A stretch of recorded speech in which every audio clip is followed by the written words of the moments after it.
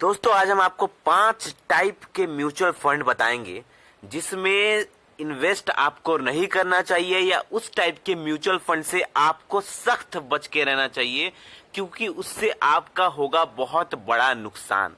तो इस टाइप के जो म्यूचुअल फंड है वो नहीं बाई करने चाहिए क्योंकि बहुत सारे लोगों ने इस टाइप के म्यूचुअल फंड आज के टाइम पर भी बाई करके रखा है और वो यूं क्योंकि उनके पास नॉलेज की कमी है, जानकारी की कमी है और वो लोग इतनी बड़ी गलती कर रहे आज के टाइम पे भी कि उस टाइप के म्यूचुअल फंड बाई करते हैं।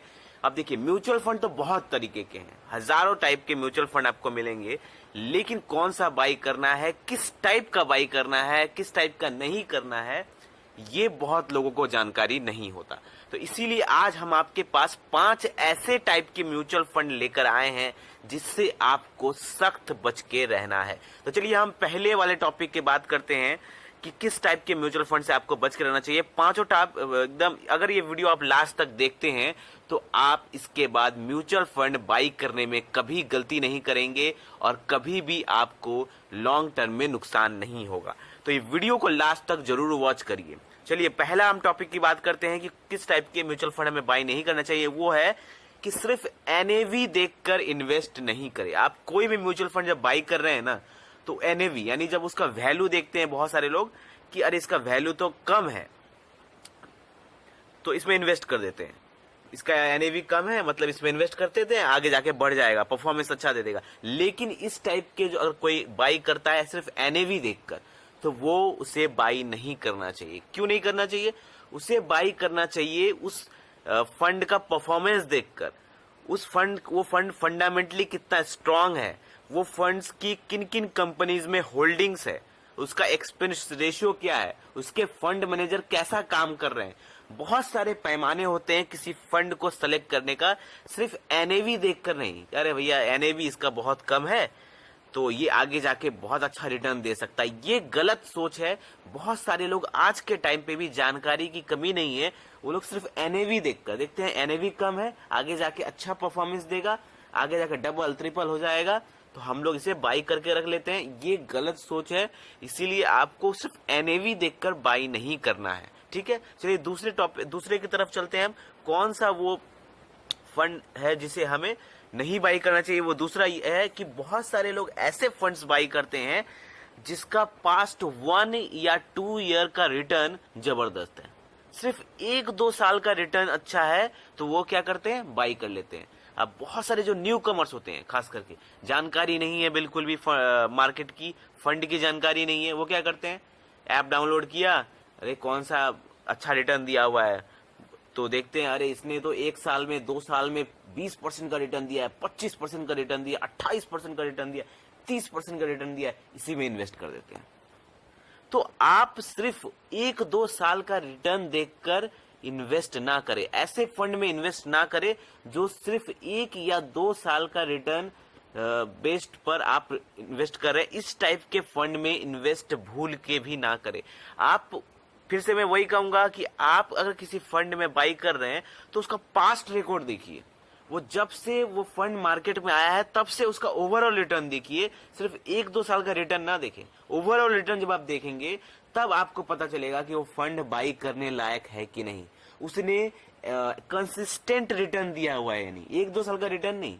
वो तो हो सकता है कि इस साल में रिटर्न दिया, 1-2 साल में रिटर्न दिया, आगे जाके वो डंप हो जाए या रिटर्न कम दे। तो आपको उसका पूरा रिकॉर्ड देखना है, सिर्फ 1-2 साल का रिटर्न देख के इन्वेस्ट नहीं करना है। चलिए तो अब तीसरे टॉपिक पे चलते हैं।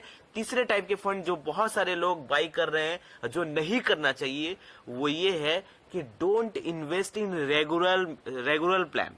ठीक है, अब रेगुलर प्लान कौन से लोग करते हैं? जो लोग किसी एजेंट से, किसी डिस्ट्रीब्यूटर से या बैंक से जाके एसआईपी करवाते हैं, उन लोग क्या करते हैं, रेगुलर प्लान दे देते हैं उन लोग, क्योंकि रेगुलर प्लान में क्या होता है, उनका कमीशन बना रहता है।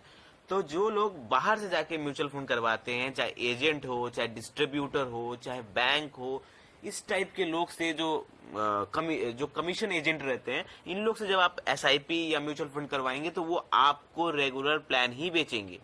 रेगुलर प्लान, किसी भी फंड का 2 प्लान होता है, एक डायरेक्ट प्लान, एक रेगुलर प्लान।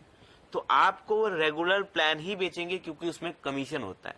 आप चाहे किसी भी फंड का देखेंगे, सबका दो होता है, रेगुलर, डायरेक्ट। तो आपको जब भी आप बाई करना है आपको, तो आप उसमें देखिए, उस फंड में ही लिखा रहता है डायरेक्ट प्लान ग्रोथ। तो आप डायरेक्ट वर्ड देखिए, तभी आप उसमें इन्वेस्ट करिए। रेगुलर वाला प्लान में इन्वेस्ट मत करिए, क्योंकि उसमें एक्सपेंस रेशियो ज्यादा होता है और लॉन्ग टर्म में आपको रिटर्न कम मिलता है। ठीक है, तो इस रेगुलर प्लान वाले फंड से बिल्कुल बच के रहना है। ठीक है, क्योंकि लॉन्ग टर्म में आपको इसमें बहुत बड़ा नुकसान हो सकता है। चलिए हम चौथे कैटेगरी की बात करते हैं। जिस टाइप के फंड में आपको इन्वेस्ट नहीं करना चाहिए वो है टैक्स फंड। टैक्स फंड में इन्वेस्ट इसलिए नहीं करना चाहिए क्योंकि इसमें 3 साल का लॉक इन पीरियड रहता है। अब बहुत सारे लोग ऐसे होते हैं जिन्हें तत्काल पैसे की जरूरत पड़ जाती है, तो वो क्या करेंगे, पैसा निकाल नहीं पाएंगे। क्यों? क्योंकि वो टैक्स फंड है, उसमें 3 साल के लिए पैसा आपका लॉक हो जाएगा। तो जो लोग लॉक करने के लिए तैयार है, जिन्हें तुरंत पैसे की जरूरत नहीं है, वो लोग कर सकते हैं, लेकिन इसमें फ्रीडम नहीं है। तो ऐसे बहुत सारे फंड है जो आप कभी भी विड्रॉ कर सकते हैं। दुनिया भर के फंड है, अच्छे अच्छे फंड है। तो आप क्यों टैक्स फंड में जाएंगे? थोड़े से पैसे बचाने के लिए आप उसमें अपने पैसे लॉक कर देंगे 3 साल के लिए। तो ये उसमें उस टाइप के फंड में इन्वेस्ट भी नहीं करना चाहिए, एज पर सजेशन। ठीक है, चलिए चौथे कैटेगरी की तरफ चलते हैं कि पांचवे कैटेगरी की तरफ चलते हैं जिसमें इन्वेस्ट आपको नहीं करना चाहिए। वो है don't invest in lock in period mutual fund. ये भी एक तरह के lock in period mutual fund होते हैं जो आपको कहते हैं कि आप 5 साल के पीरियड तक आप लॉक कर दीजिए इस फंड को इन्वेस्ट करके, या 10 साल के लिए पीरियड के लिए इन्वेस्ट करके लॉक कर दीजिए, 7 साल के लिए इन्वेस्ट करके लॉक कर दीजिए, हम आपको इतना रिटर्न देंगे। तो इस टाइप के फंड से बिल्कुल बच के रहना है। ठीक है, जो लॉक इन करके आपका पैसा एक बार में जमा हो जाएगा। ठीक है, जमा हो जाएगा, उसके बाद आप वो पैसे को छू नहीं सकते। तो आपको चाहिए ऐसे फंड जो फ्लेक्सिबल है।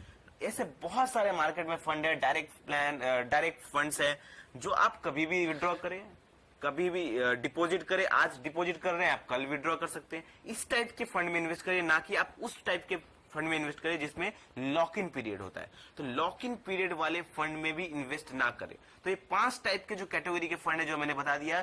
पहला था क्या? पहला था जो एनएवी देखकर आपको बाई नहीं करना है, आपको उसका परफॉर्मेंस देखकर बाई करना है, उसका फंडामेंटली स्ट्रॉन्ग कितना है वो देख के बाई करना है। दूसरा है जो आपको सिर्फ 1-2 साल का रिटर्न देके बाई नहीं करना है। तीसरा क्या था? तीसरा था जिसमें आपको डायरेक्ट प्लान बाई करना है, रेगुलर प्लान बाई नहीं करना है। और चौथे में आपको टैक्स फंड बाई नहीं करना। और 5वें में आपको लॉक इन पीरियड वाले फंड्स को बाई नहीं करना। तो आई होप आपको समझ में आ गया होगा कि कौन से वो 5 कैटेगरी के फंड है जिससे आपको बच के रहना चाहिए अगर आपको एसआईपी, लमसम, म्यूचुअल फंड से बड़ा पैसा बनाना है, मोटा पैसा बनाना है। आई होप आपको ये वीडियो अच्छा लगा होगा। कोई भी डाउट है, क्वेश्चन है तो आप हमें कमेंट में पूछ सकते हैं। वीडियो अच्छा लगा हो तो लाइक करें और ऐसे ही जबरदस्त फाइनेंशियल वीडियो पाने के लिए हमारे चैनल को सब्सक्राइब करें। धन्यवाद।